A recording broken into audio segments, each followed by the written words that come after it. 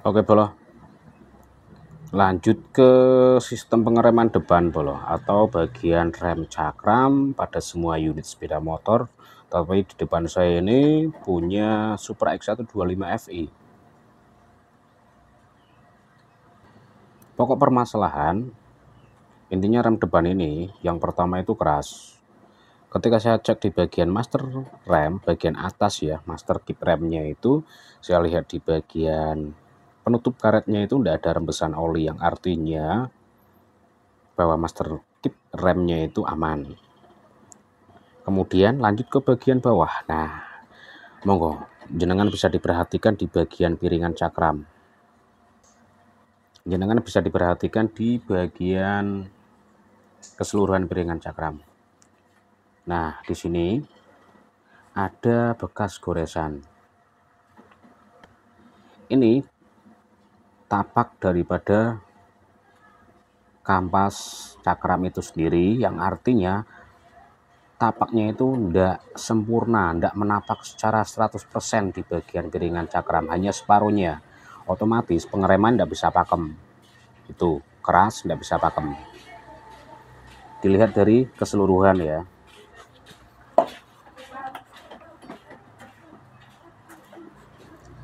Hampir 50% penapakannya itu, tidak sampai ke atas ini, yang artinya piringan ini masih senter. Cuman tapak kampasnya itu tidak merata, tidak 100% menapak di bagian piringan cakram. Alhasil untuk hasil pengereman juga tidak maksimal. Berbeda ketika piringan ini mengalami oleng atau tidak senter, pasti di bagian beberapa ini menyeluruh. Nah, hampir semua 100% ya, tidak hampir 100%. Ini hanya 50% yang terkena gesekan kampas cakram, sedangkan di bagian atas ini tidak. Ini masalah dari kampas cakram yang ketebalannya itu tidak rata biasanya. Nah, cara mengupayakan supaya nanti hasilnya itu rata dengan cara diamplas di atas kaca. Diamplas di atas kaca bagian cakramnya, bagian kampas cakramnya itu diamplas supaya rata. Kalau di gerinda itu hasilnya tidak maksimal, malahan hasilnya tidak bisa rata.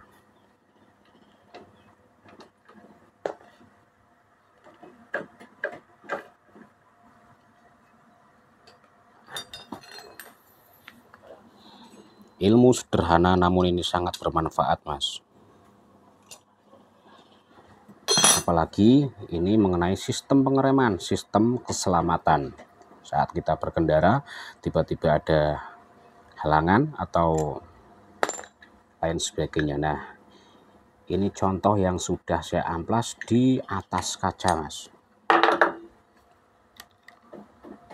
Nah, sudah saya amplas di atas kaca dan hasilnya sudah rata. Nah, dan hasilnya sudah rata. Saya hanya berusaha mengupayakan supaya kampas ini rata, kemudian nanti tapaknya antara kampas cakram dan piringan cakram itu sempurna, utuh, keseluruhan, jadi tidak separuh seperti ini. Ini kan posisi seperti ini. Nah, berarti hanya tadi bagian sini yang terkoneksi, sedangkan bagian sini itu hampir tidak tersentuh dengan piringan, dan hasilnya seperti ini. Otomatis remnya juga tidak pakem, kemudian keras. Nah, cara alternatifnya ya dengan cara diamplas di atas kaca. Tujuannya di atas kaca apa? Supaya hasilnya ini benar-benar rata. Kalau di gerinda itu hasilnya malah tidak rata dan semakin tidak enak untuk pengeremannya, seperti itu. Semoga ilmu ini bermanfaat buat panjangan semua yang mengalami rem depan itu mungkin kurang pakem. Coba jenengan cek dulu bagian bekas tapak kampas cakramnya, apakah keseluruhan seperti ini utuh, hanya separuh, tidak sampai ke atas ini, berarti fix itu masalah kampas. Tetapi kalau bekasannya ini misalnya sini hitam, kemudian sini ndak, itu dipastikan berarti ya real di bagian cakramnya yang ndak senter atau oleng seperti itu. Nah ini tinggal tak pasang, kemudian nanti tak coba buat jalan beberapa kilometer, apakah hasilnya itu sudah rata menyeluruh seperti itu.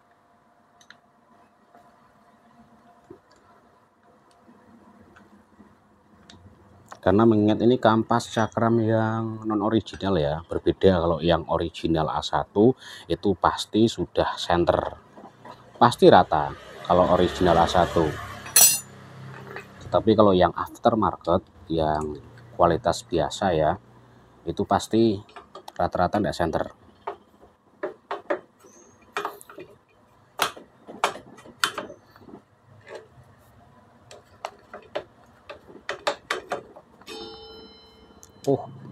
Belum pas.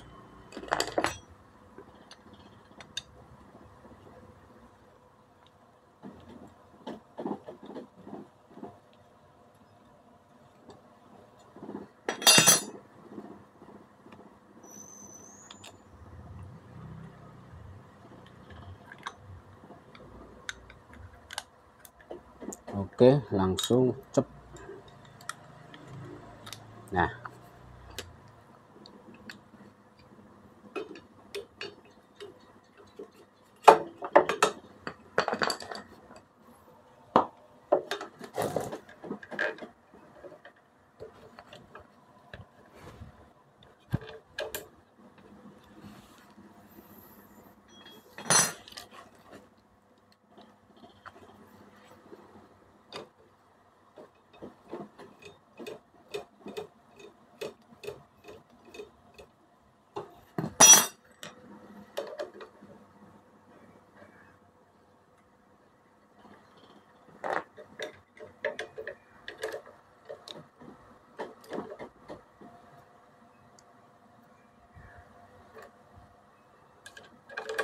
oke.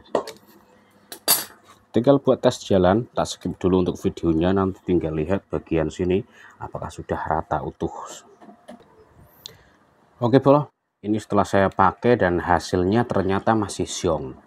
Dan hasilnya ternyata masih syong. Ini sudah saya tadi buat jalan ya. Ternyata pengeremannya itu masih keras. Berarti ini tadi kan sudah saya haluskan, sudah saya ratakan di bagian sini, tetapi untuk pola pengeremannya itu keras. Nah, alternatif terakhir ini ya, saya bongkar di bagian kip remnya. Nah, tak flash dulu. Nah, akan saya lakukan penggantian di bagian kip rem sini. Masalahnya keras. Nah, keras. Biasanya di bagian kip rem ini sudah mengalami masalah gitu. Nah, ini walaupun gagal tetap saya katakan gagal. Dalam arti apa? Lakukan dulu dari penanganan hal yang sederhana tanpa penggantian spare part dulu. Tadi kan saya hanya mengamplas di bagian sini ya, di bagian kampas, kemudian di bagian piston sini juga sudah saya amplas, sudah saya bersihkan, hasilnya masih utuh. Nah, alternatif terakhir di bagian kip rem atas yang akan saya lakukan penggantian di bagian kip remnya itu. Jadi ketika saya gagal, tidak berhasil ya, saya katakan tidak berhasil. Dalam arti apa? Saya lakukan ketika ada konsumen kok mengeluhkan pengeremannya keras, saya lakukan dulu dari hal yang sederhana tanpa penggantian spare part dulu. Takutnya nanti ketika saya ganti kip rem atas kok hasilnya masih sama, kan percuma, konsumen otomatis tidak mau bayar kan. Ketika konsumen mau bayar pun ya tetap gerundel gitu. Nah, ini ketika nanti tak ganti bagian kip rem atas, pasti hasilnya akan empuk untuk pengeremannya itu. Untuk proses pelepasan kip remnya saya skip dulu, langsung nanti ke poin intinya. Nah, untuk kip remnya ini tahap pelepasan.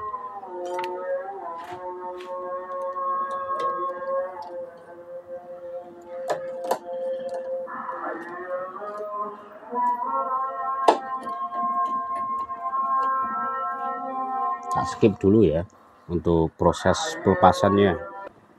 Nah, untuk kip master remnya mas sudah saya lepas dan hasilnya seperti ini mas. Kondisi hasilnya seperti ini mas, berarti nah sudah terjadi korosi, otomatis untuk daya pompanya itu sudah menurun.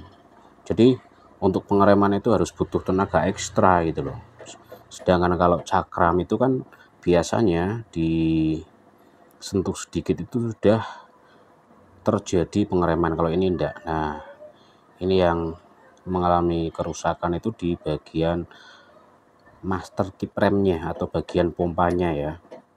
Ini akan saya lakukan penggantian.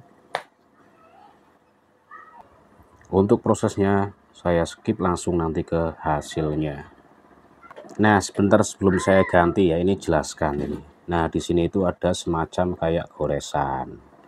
Makanya untuk pengeremannya itu, nah, ini kan ada goresan, sedangkan di sini itu utuh. Nah, tidak terjadi goresan dalam arti terjadi pelumasan yang baik.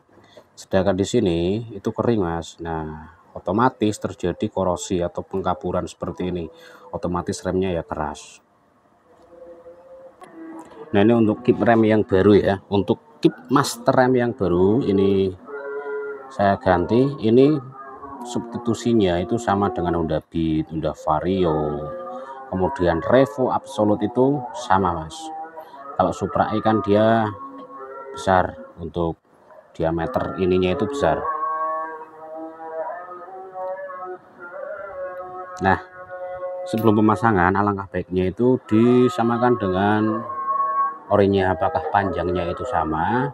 Takutnya nanti punya Yamaha juga sama diameternya, tetapi untuk panjangnya itu berbeda. Nah, ini saya ganti baru.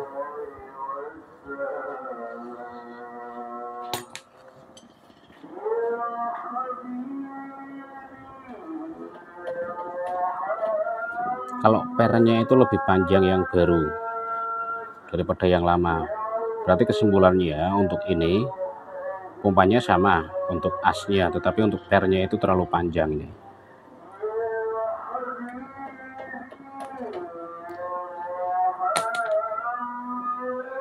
Nah, pakai bawaan unitnya, nah seperti ini. Oke, saya skip untuk prosesnya, nanti langsung ke hasilnya. Nah, untuk hasilnya seperti ini, Mas. Ini sudah saya ganti bagian master kip remnya. Nah, otomatis pengeremnya juga empuk, berbeda dengan tadi. Kalau tadi itu keras. Nah, sudah ganti, tinggal rakit, kemudian test drive lagi. Seperti itu. Nanti hasilnya saya konfirmasi, sementara saya skip dulu. Oke, semua sudah terpasang, tinggal test drive jalan ini untuk pengeremannya. Apakah sudah nyaman?